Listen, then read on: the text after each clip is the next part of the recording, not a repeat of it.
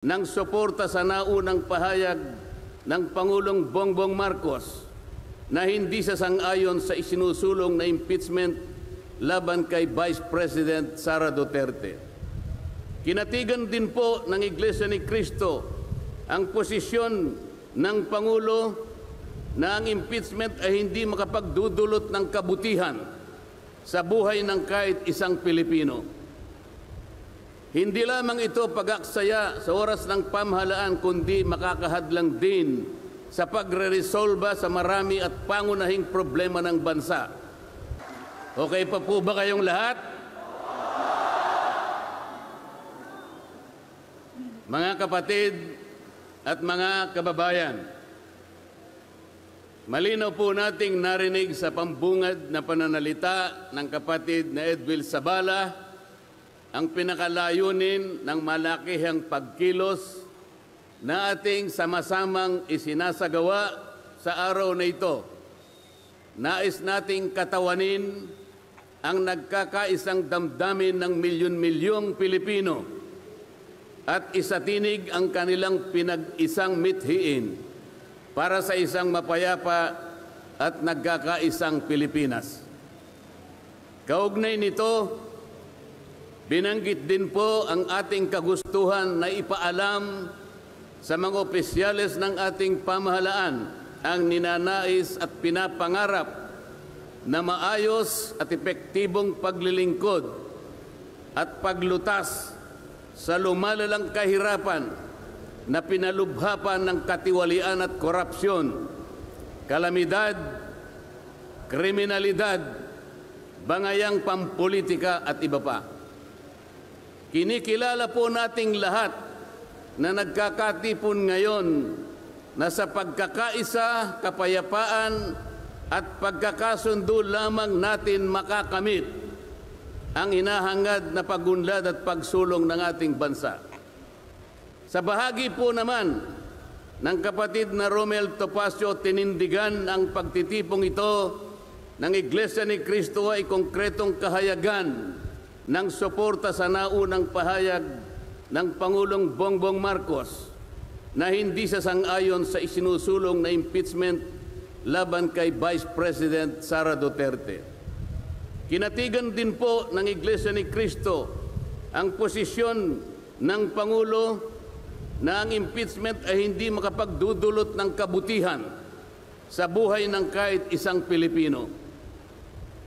Hindi lamang ito pag-aksaya sa oras ng pamahalaan, kundi makakahadlang din sa pagre-resolba sa marami at pangunahing problema ng bansa. Mataas na presyo ng bilihin, mababang kalidad ng edukasyon, infrastruktura, serbisyong pangmedikal, kriminalidad,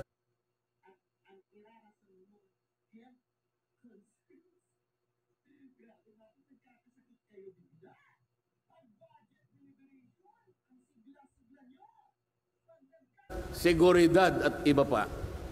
Higit sa lahat, ang pagsusulong ng impeachment ay mauuwi lamang sa pagtatalo-talo at papagkakampi-kampi, hindi lamang ng mga mamamayan, kundi pati na rin ng mga opisyalis ng gobyerno. Ipinaalala rin na kapag nagtatalo-talo ang mga nasa pamahalaan, apektado ang taong bayan, at kapag magulo ang bansa, ang mga tao ang kawawa.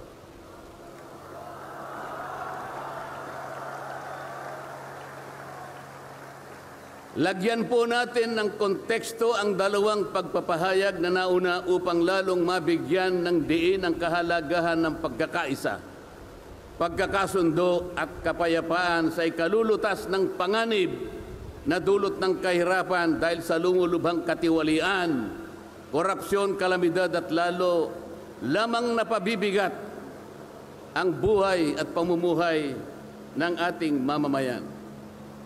Sa isang ulat balita ng periodikong Philippine Star, 4 na araw nang nakararaan ay ganito ang sinasabi.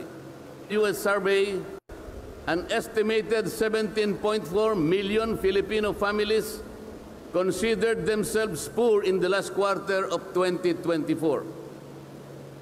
This number represents 63% of the surveyed respondents.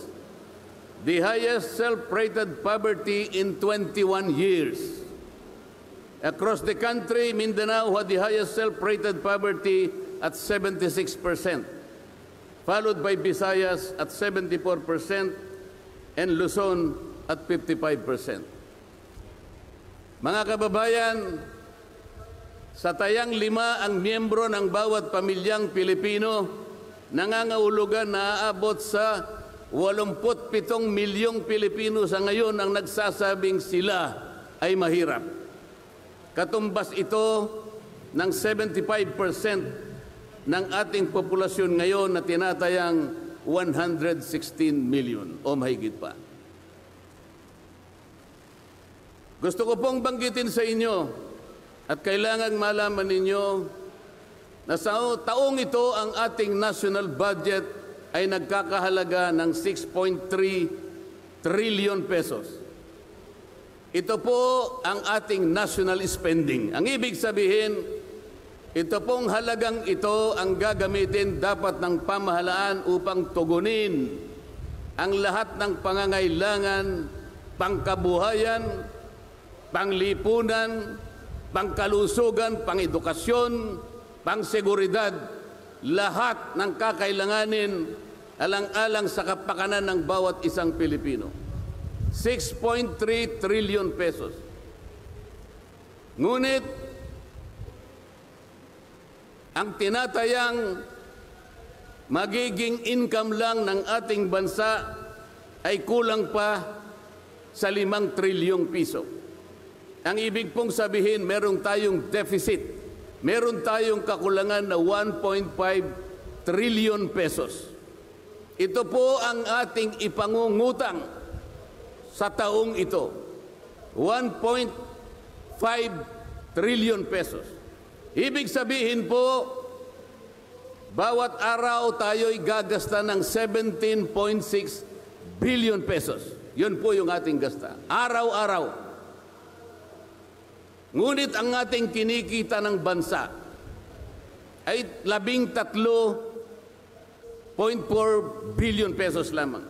Sa makatwid, ang uutangin natin araw-araw ay 4.2 billion pesos. Katumbas ng 175 million pesos bawat oras. Napakabigat po na hinaharap na hamon at problema ng ating bansa. Hindi po biro-biro ito. Ito po ay pananagutan po ng ating mga opisyalis. Hindi po pwedeng talikuran ito. Ganito na po kalala ang problemang pang-ekonomiya ng ating bansa. Ngunit, hindi po yata ganito ang naging direksyon, sapagkat sa halip na po unahin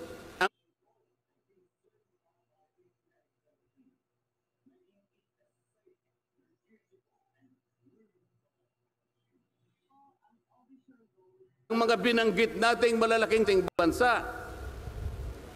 Ang inuna po ay mga bagay na mauuwi lamang sa pagkakampi-kampi at pagkakabahagi ng ating bansa.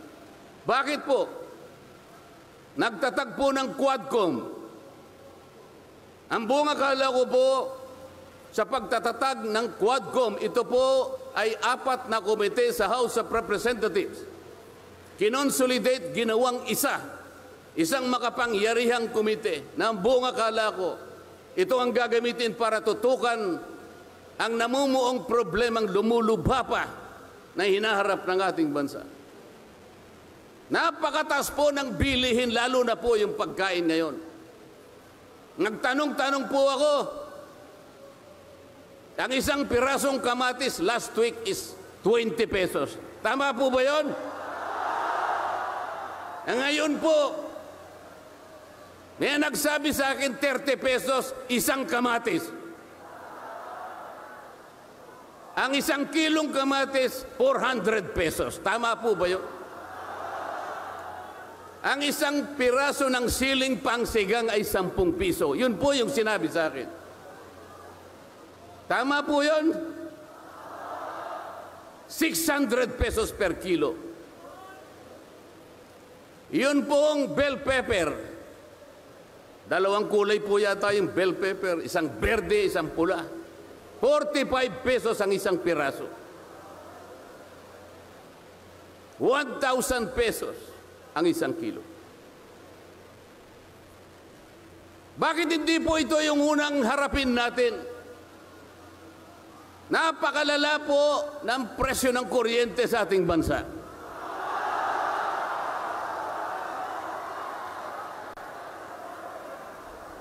Meron po akong isinulong na 10 panukalang batas na ang tanging layunin ay ibaba ang kuryente sa bansang ito.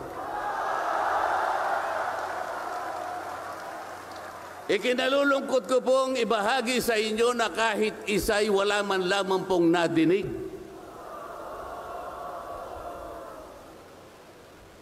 Ano po yung dininig? Pinatawag ang dating Pangulong Duterte, pinatawag ng Quadcom. At ang ginamit na pamamaraan ay yung isinasaad sa saligang batas, Inquiry in Aid of Legislation. Natupad po ba yung Inquiry in Aid of Legislation? Paano po in aid of legislation kung ang tatawagan nilang resource persons para humarap sa paglilitis na yon ay puro kalaban ng dating Pangulo? Alam po ninyo lahat yon. Pinagtatanong nila yung Pangulo base doon sa mga sinumpaang salaysay at affidavit nung kanyang mga inusig nung kanyang panahon sa war on drugs.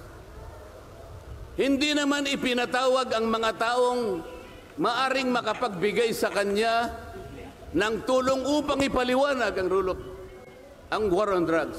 Hindi ipinatawag ang mga Solicitor General sa kanyang panahon. Hindi ipinatawag ang mga Chief PNP upang magpaliwanag kung ano